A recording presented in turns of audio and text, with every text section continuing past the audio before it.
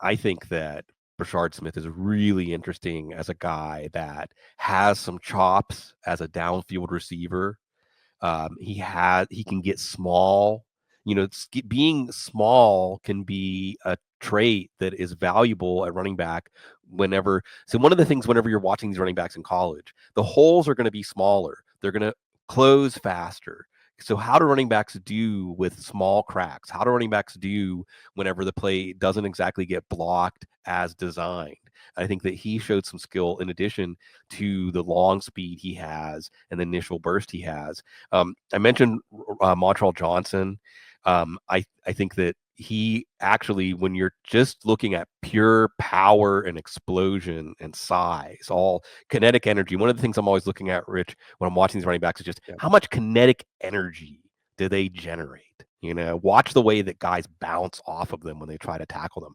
Watch how many guys it takes. How good, this is where Dylan Sampson, I think, is really fun to watch, is how good of a tackle do you have to summon up to bring this guy to the turf?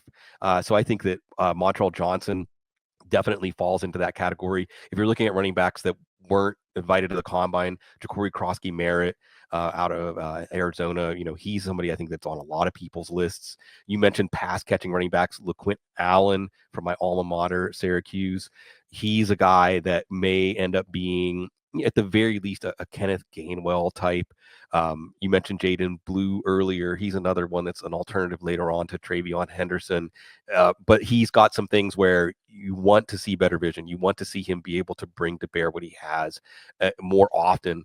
And that's not something that necessarily gets better. But these are all backs that are going to be there on the third day and really surprise people. I guess the other guy I'll mention too is Khalil Mullings, who is another guy that just, you have to bring it to get him to the turf. He has, for a big guy, some flexibility. He has a second gear. Even though he's cast as a power back, he surprises you with some of the secondary skills he has.